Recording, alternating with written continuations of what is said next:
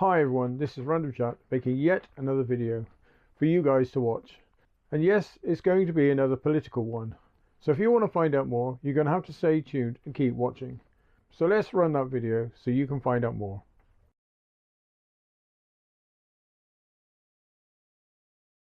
Hi, and thank you for joining me. This is Random Chat and I'm going to make yet another video and discuss more about the Labour Party and on how badly it is running this country. As we all know, Labour seems to be doing a very bad job at running this country since it took power. But before I go into more of this video, firstly I would like to thank all the people who have clicked the subscribe button and supporting my channel. Your support is really appreciated. Along with a big thank you to all those who gave thumbs up to some of my videos and also making comments.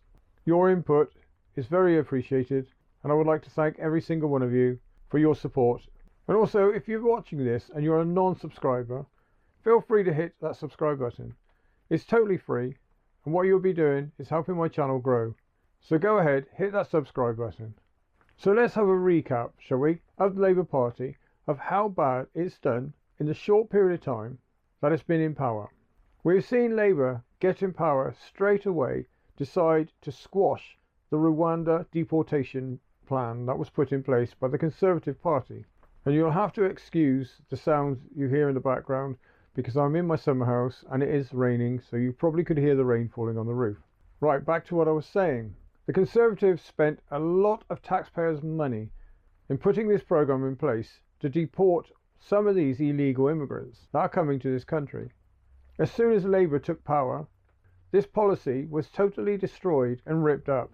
So the Rwanda plan and all that money went out the window. So that was the first thing Labour did, which was a big warning sign for us here in Britain. Labour then also came along and decided it was going to take money away from the elderly people. Quite a few pensioners within Britain in wintertime would be given a cold winter payment. This payment was for them to receive to help pay their bills. Keir Starmer wanted to take this away from them, leaving pensioners now to decide in winter whether to spend their money on heating and stay warm or buying food so they're not hungry. This was a second indication of a big red warning sign that Labour was not doing what it should be doing, which was supporting the British people. Then there was also talks of Keir Starmer wanting to even stop pensioners having their free bus pass. You have to remember, these pensioners, some who have probably worked all their lives paying taxes, have put money into receiving benefits like this, and Keir Starmer wanted to take it all away from them. Now why would he do this? Now the simple answer to that question is easy. This country has a massive influx of illegal immigrants coming here. So Keir Starmer had to find money somewhere to support these people. And in my opinion, this is how he did it, by taking it away from the elderly. But Keir Starmer didn't stop there, did he? Because of what he was doing to the country in such a short time, he became the most hated person there is.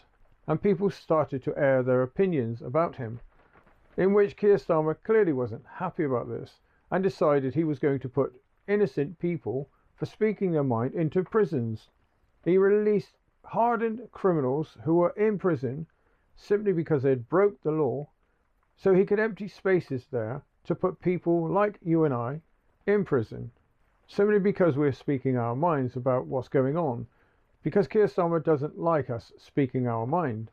So there has been cases in which people have just said some comment, whether it's on Facebook, Instagram, or any other platform such as this, have been arrested and put in prison for it. You've only got to look at the person when those little girls got stabbed, in which she posted an angry comment on some media site, and she got 30 months in prison.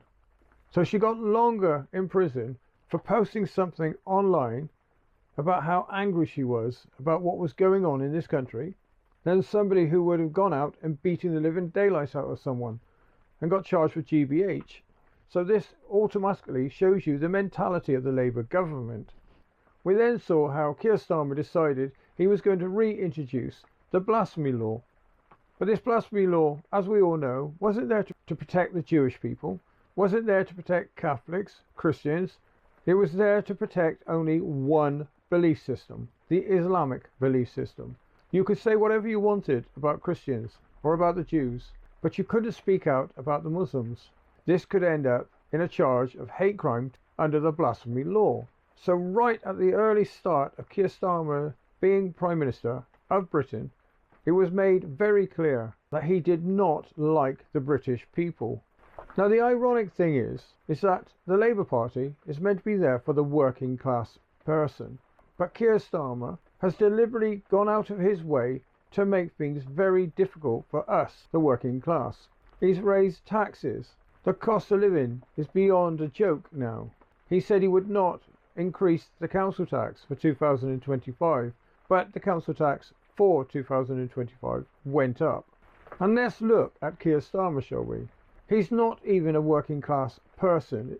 He's titled Sir Keir Starmer. This person probably hasn't done any real work in his life. So what does he know what it's like to be a member of the working class? But it has been said recently that all the damage Keir Starmer has done here in Britain at present is only stage 1, and stage 2 is about to come. One of which he wants to bring even more Muslim people within this country. Whether this is true, I will leave that to you to decide, because it is not my place to say it's 100% true. But he also will be raising more and more taxes to make things even harder for us to live in our own country. There's also talks about making things even harder for drivers. So if you own a car, it's going to be even more costly to own it and to run it under a Labour government. It has been said that he wants to put more restrictions in place. These restrictions will decide where you can and cannot drive in older vehicles. So at some point soon, things are going to become even more expensive to live in this country. And what you are left within your pay packet each month after you've paid all your bills out is going to be little to nothing. But things here in Britain are going to get worse. This is very clear. And we can see this by the 2 people he's recently sacked and then replaced them with 2 other members who are clearly anti-British. It has been said that one of the members that he has given a promotion to is Shabana Mahmood, and I'm not sure if I pronounced that correctly, in which it was said that she pointed out how she would always put her faith first. Now, as this person is a Muslim, while we can all speculate what she meant by this, it is safe to say what she was putting across is that people of the Muslim faith would be prioritized over non-Muslims. And yes, this is my opinion. This is not fact. And then there's the other person who Keir Starmer decided to give a promotion to, David Lammy, who clearly made a speech regards to his anger of our part, as in Britain, in slavery. So clearly this person has a severe chip upon his shoulder regards to white British people. His bitterness towards this country for something that we were part of over 250 years ago is still playing a big part in his life, clearly indicates that he has an issue with white British people. So surely it is time for someone like him to move on and get over it. But then that is my opinion. So now these 2 people who have been given new positions within the Labour Party are clearly going to do even more damage to what's going on now here in this country. So why has Keir Starmer put somebody in who's pro-Muslim and somebody who is obviously anti-white British? And the reason being, in my opinion, is because he wants to stir up more anger within this country amongst British people. This is the only reason why he would do so. But it doesn't stop there also, does it? Because it has been said that Keir Starmer also wants to put more restrictions in place on what we can and cannot say. Powers of shutting down people's media sites such as YouTube, Facebook and many others if you say something that could be hurtful in his eyes. Now why would Keir Starmer be like this towards British people? The simple answer to that, in my opinion, is he doesn't like us for one reason or another. Whether it's he does not like the British working class people, or he just doesn't like British people full stop. which is bizarre really if that's the case, as he is British. So things here in Britain do not seem to be going to improve whilst we have Labour running this country. We are going to see more laws put in place to keep us quiet. We're going to see this country turn into a police state. We are going to be limited to what we can and cannot say. And I think all these rules and laws that are going to end up being put in place at some point will only affect the British people. So our future here in Britain is looking quite bleak at present. Because under the Labour ruling, as far as they are concerned, that we are all far-right racist and that we have no rights to say anything or have any opinion whatsoever. Under Labour's ruling here in Britain, we are the ones who are being told we are the ones that need to be diverse and not the people coming to our country.